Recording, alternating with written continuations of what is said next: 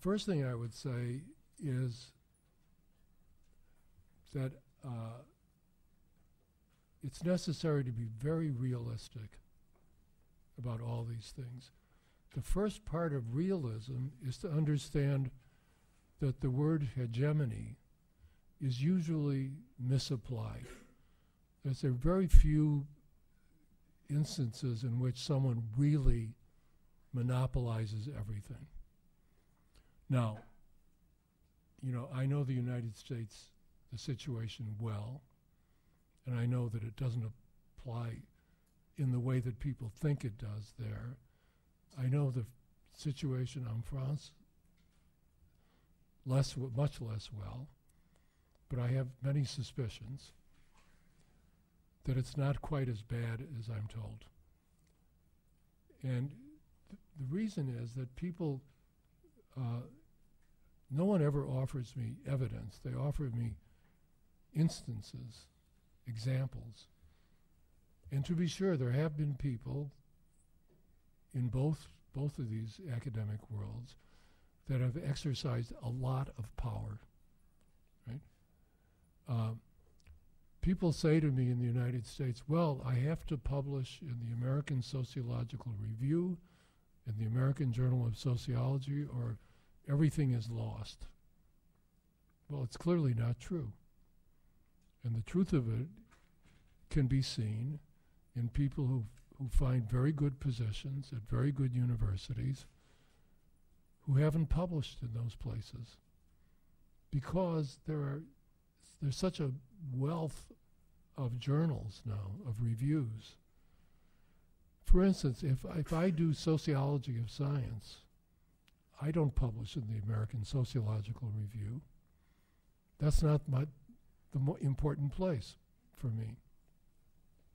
There are 2 or 3 other journals in science studies that are really important, and so on. In sociology, we write books as well, and many people, the dissertation results in a book, not in an article in a journal, a review of this kind, but in a book. The market for books is very different.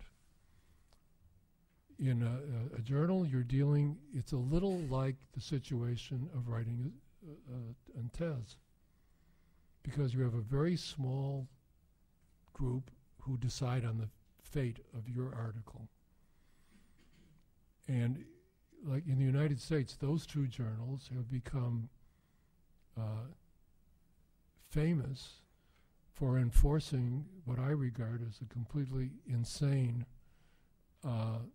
kind of standard about what constitutes a publishable article. I did an experiment. It's in one of these books. I think it's in Comment parler de la Société. The experiment was the editor of one of those journals asked me about 8 or 9 years ago to submit an article to his journal. And I said, no, I'm not going to do that. No, you should do it. I said, why should I do it? Oh, because he said, we'll be fair. We're not prejudiced against the kind of work you do. I said, well, I will bet you $1,000 that I will give you an article that I consider really good, and you will reject it. So, well, he didn't want to bet, which was the first sign. So, but I said, okay, we'll do the experiment.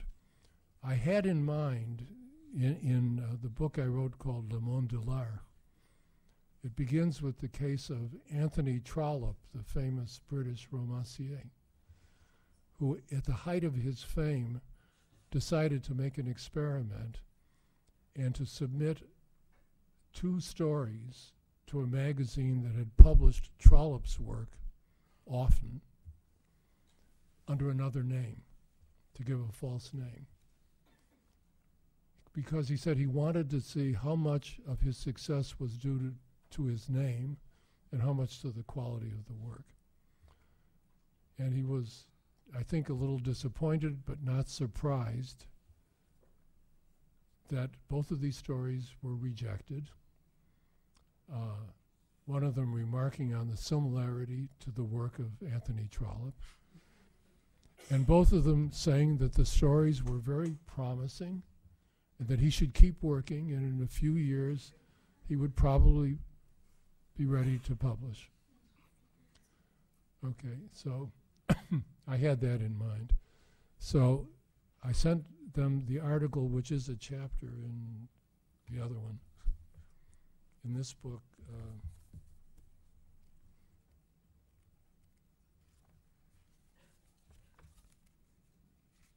it's the chapter about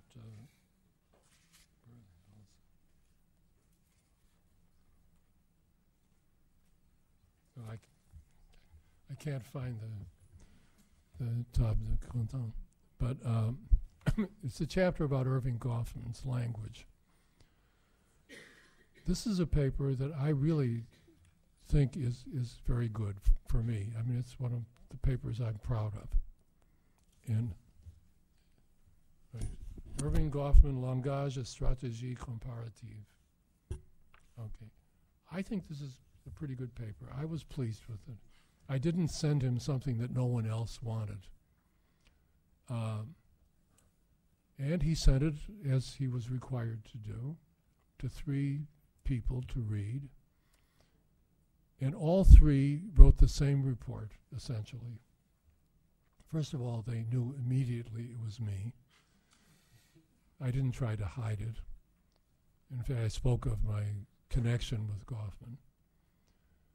And I did not cite a lot of literature about either the problem of the language in which research is reported, or, as I was told, I had failed to mention the Goffman literature.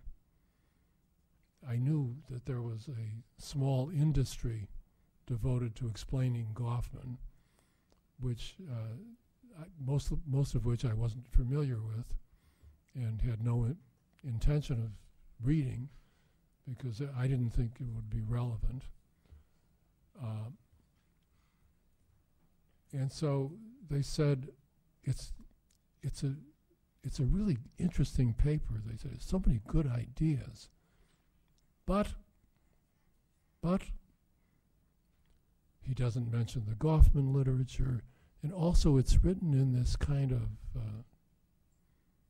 I don't know what the word would be en français, offhand, c'est très informel. It doesn't sound, one of them said, like a ASR article. That is to say, the format is so strict now that it must be like this or else it's not one of ours.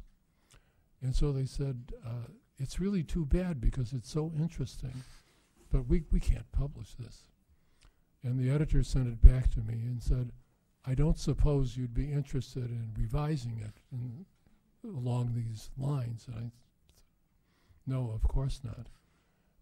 I was very sorry that he hadn't taken the bet. I would have been very happy. We could have had many good dinners here with that money.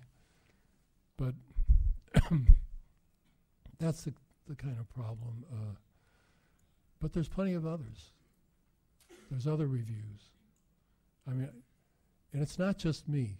You know, they say, oh, Becker, he can publish anywhere. No, he can't, first of all. Now, this is proved.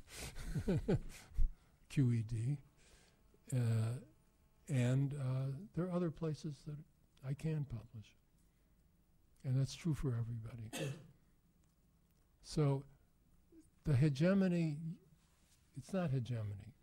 The power, of course, exists. People have control of some things. No one has control of everything that I know of.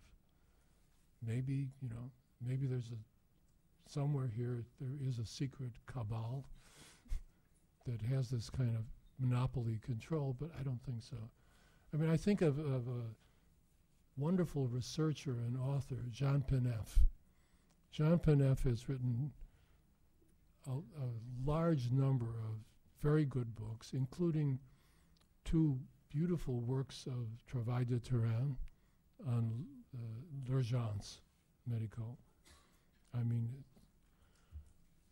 Jean is fond of saying that he never accepted or looked for 1 centime of subvention de l'État. He was able to do his research without that. The books were published by Découverte. Ce n'est pas mal. You know, it is possible.